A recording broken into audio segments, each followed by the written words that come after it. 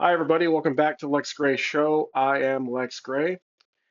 I found a very interesting sci-fi horror RPG. It seems to be very popular for tabletop enthusiasts out there. This one caught me off guard. I knew about it, but I never really looked into getting it. Well, came across it at a local game store and I thought I'd buy it, and it is the box set. So we will go through the box set. We'll go through the player's guide mainly. I'm still swifting through the Game Master, the Warden's guide. So most of my attention is on the player's guide, of course. This game seems to be a very interesting blend of Call of Cthulhu and Death in Space, which is kind of in the Morkborg franchise. So let's jump right in and see what this is all about. All right. So here is the front of the box. And here is the back. So it's from a company called Tuesday Night Games. Little play of words there. This one's from 2023, and it is a D100 roll under system.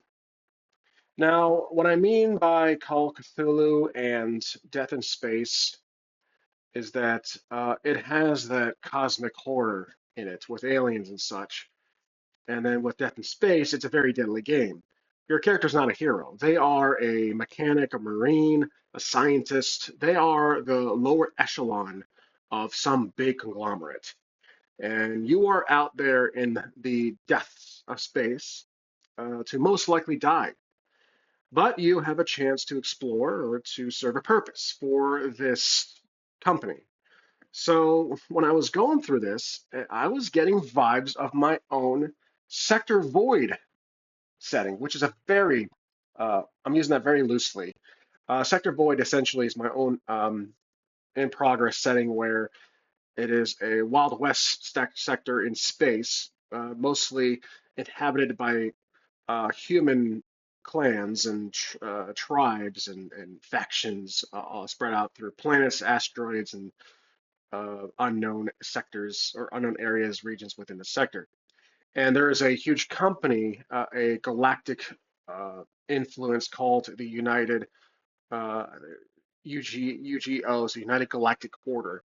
They're kind of a bureaucratic version of the Imperial Army or the Empire, I guess, from Star Wars, but they strictly care about money and influence and power, and they don't give a rat's ass about anyone else but themselves. So they are a authoritarian style regime that cuts through space and conquering whoever gets in their way. Well, Mothership has.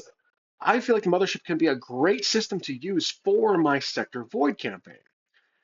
And because in the Yugo there is the lower echelon, the lower employees who are just explorers, scientists, mechanics, bureaucratic pawns, and they go from sector to sector, spreading their influence. So when I was going through this, I felt like this is a great setting or a great system for my setting. So just wanted to throw that out there.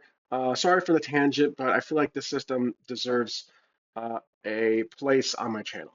So let's go open it up and we'll explore piece by piece what is in here. This is what you get. You have some standees for pawns. You've got a D100 and a D20, which is used for something specific, and we'll get to that in a second. I'll put this off the side.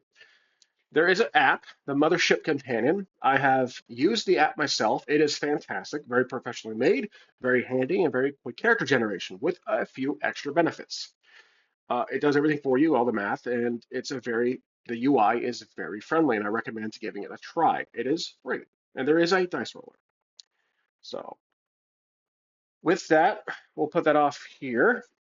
This is the screen. It has everything you need. You've got the wound table, armor and cover, death, damage, tactical considerations, panic, stats and saves, survival, price tiers, pay, mega damage, distress signals, ship range distance, space travel costs, fuel costs, ship costs, and ports. So a great mix of mechanics and some world building tools. Next we have here is a map.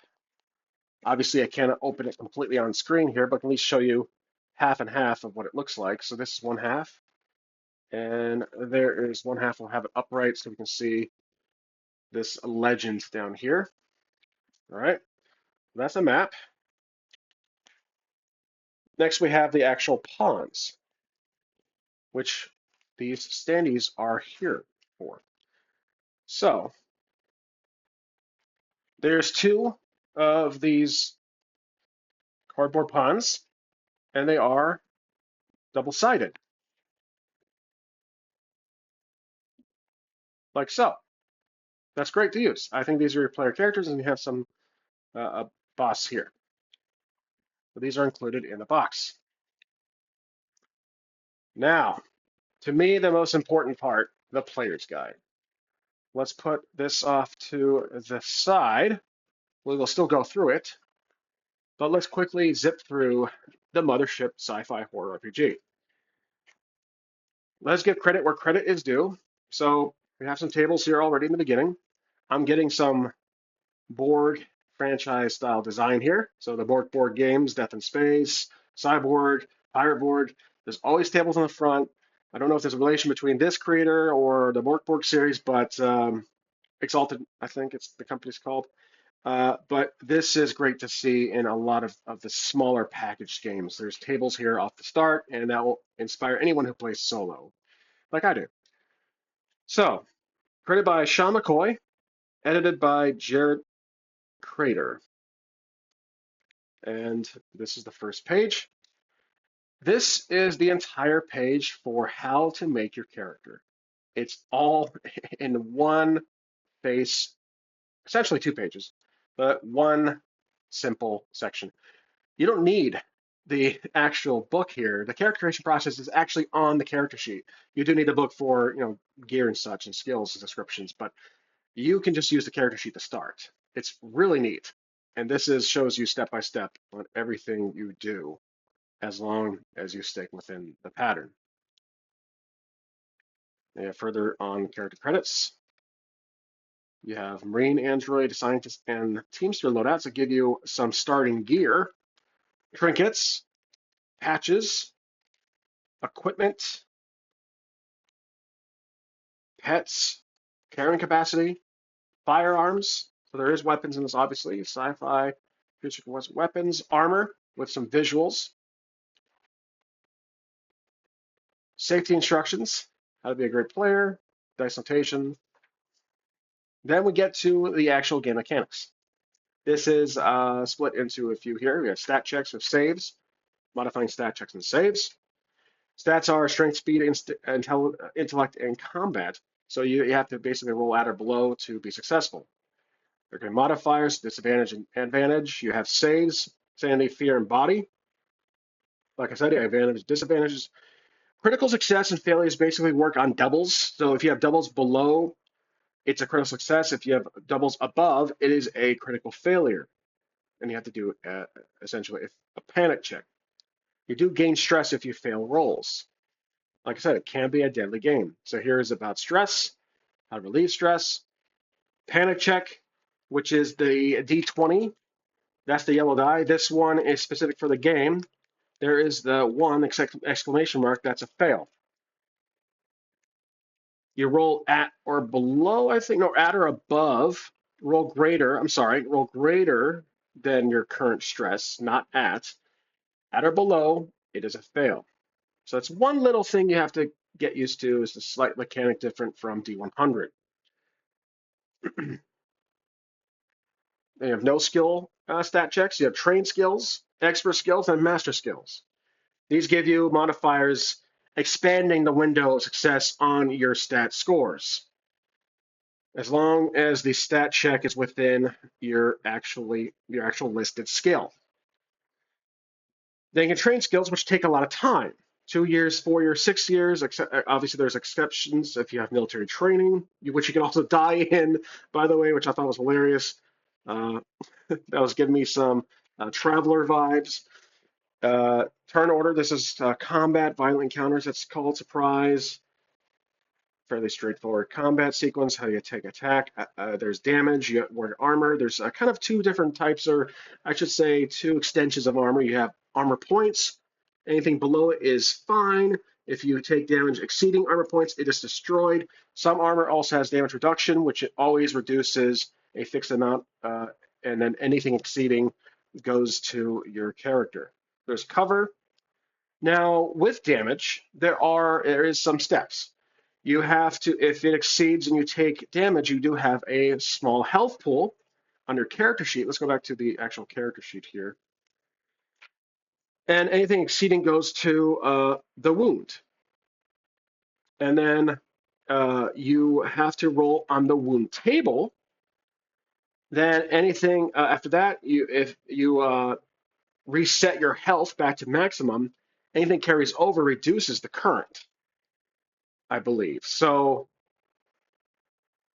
it says here, reset the character's health to its maximum, subtract any current carryover damage.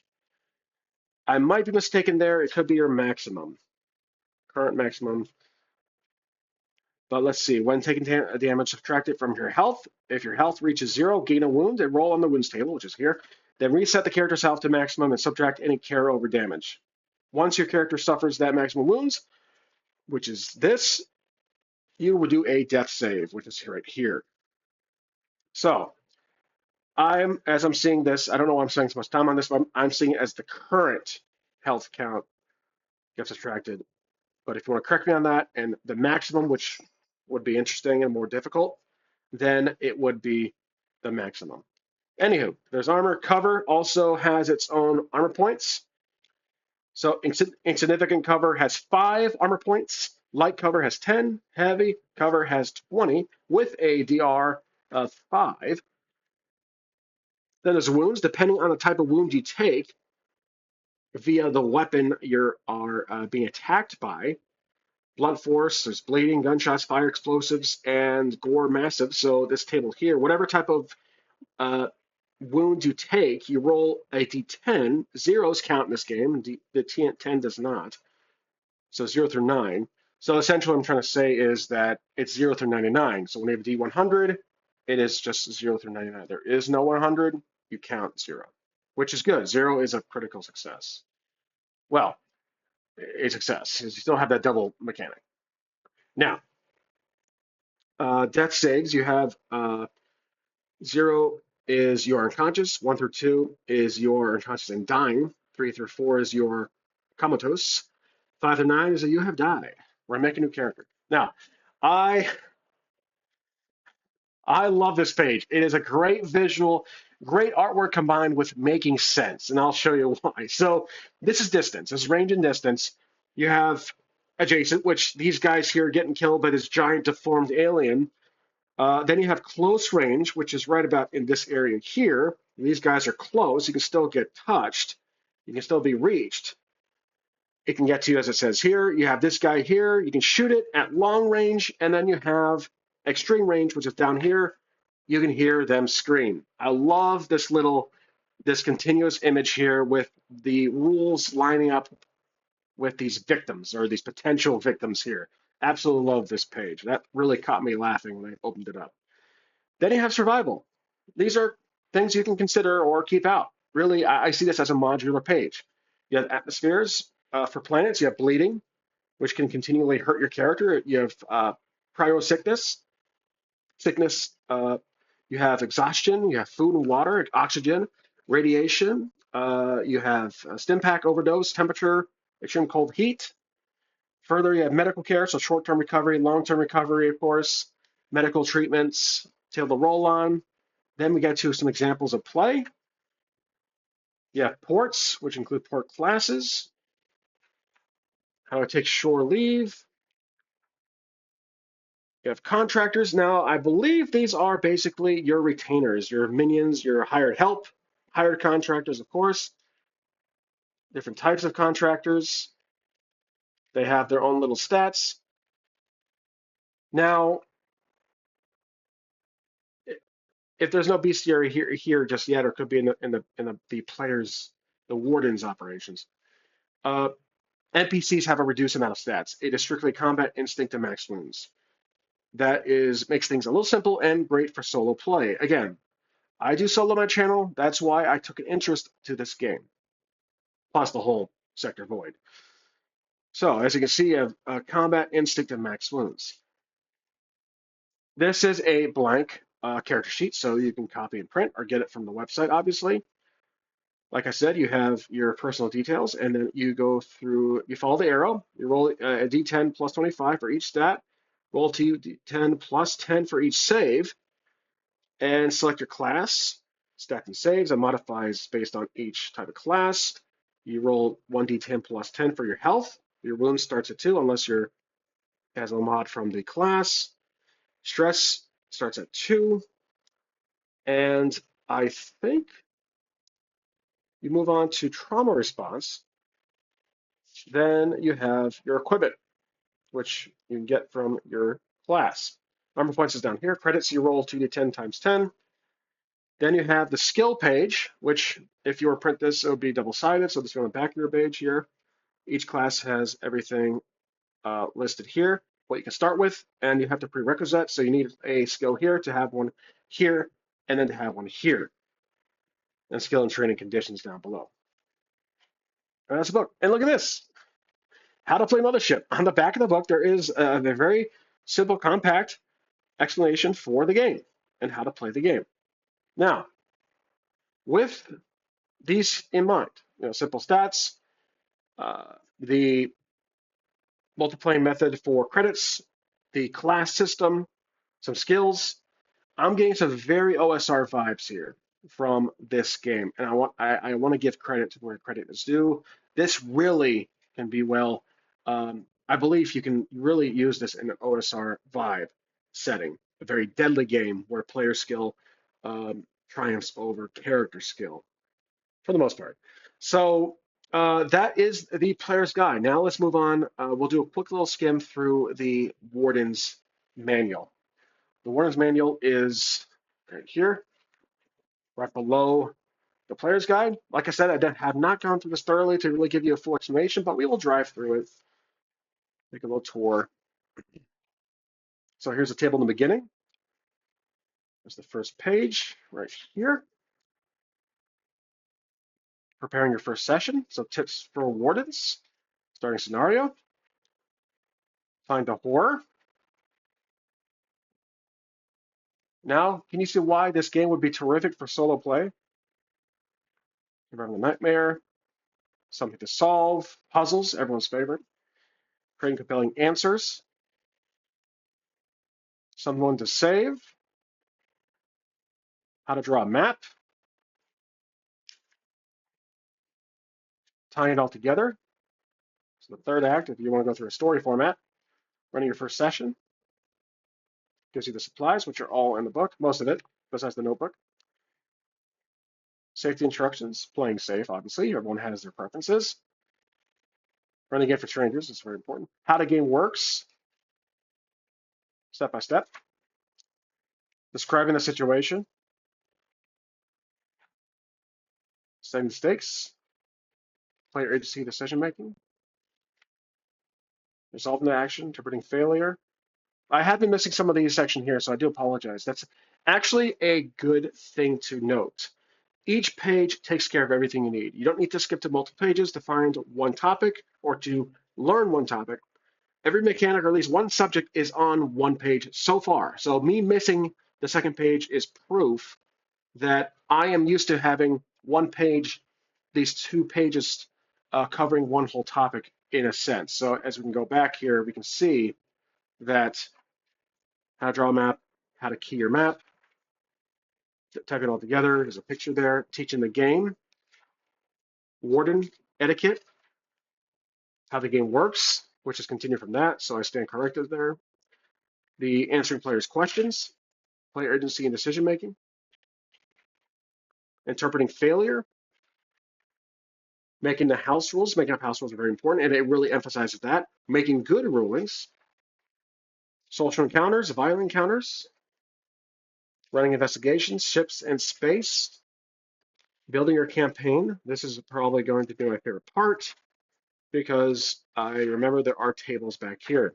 the starting area for the world map, space map, I should say, how to create factions, the company, which is for me, my saying would be that you go, how much should a job pay, the job board, campaign economics, getting rich, customize your campaign, maintain your campaign, mixing it up. Then this part right here. This is going to be my favorite part of the Warden's Manual. Planets, and factions, so you can build a planet. You have planets, settlement locale, population, port class, control faction, factions, and settlements. So it's just these two, but that is enough to really start a whole entire planet. And that is the very quick look at the Warden's Operations Manual. Next, we have the Shipwrecker's Toolkit. So this is for everything ship related. I've not gone through this just yet. So what you're seeing is my first look through it. But it looks like we got different ships to choose from. They all have their own stats. Still have to commend how well designed this game is. It is fantastic. It looks great. The pages are constructed well. And these ships look to also be constructed well. Tannhauser. More vessels. Upgrades. This is just absolutely fascinating. I'm getting some No Man's Sky vibes here. Ship-to-ship combat. I probably should read this section before actually playing because I imagine my characters would get to combat eventually. And here is a ship manifest. Whatever ship you decide, this would be key. And there's specs for them, size-wise too. All right, so that's also important. Then we have these last two. Now, I'm not going to go through these ones. I don't want to spoil anything for anybody who hasn't played this yet, but I'm hoping really that my video, when I do these videos, when I talk about these games, kind of exploration, not really a tutorial or a how-to, but not necessarily a review either, but a first-time buyer's impression on this. So it could be seen as a first impressions, but really I just like to do little explorations of these videos because I'm hoping it gives my viewers some expectation if they are interested in getting it themselves, so they can see what's inside, they can see what it looks like, how it plays, and then I do always recommend watching other YouTubers on there who do professional reviews and tutorials of these games, like Questing Beast, for example, Bricks, Books, and Boards. There are many others out there far more talented than I am. I am not in the level of their play. I don't review games on here often. I don't do tutorials. That's not really my thing. But I'm hoping me going through these types of materials helps you decide, or at least influences you, or even pushes back. If you don't like the look or the feel of this game, then I feel like my video probably served the purpose to you in some extent. But for these final two pieces of the puzzle, don't want to spoil them, but I will show you the back. So these are some tables for this. I'm assuming it's a story, an adventure module of sorts. Another big hunt, and then 5 quick cores here on the back of this. So this can probably give you some stingers, and this one is actually an adventure. I'm going to verify by looking off camera. That's what it looks like. Anywho, that is everything within the Mothership Sci-Fi Horror RPG box set. I am falling in love with this game.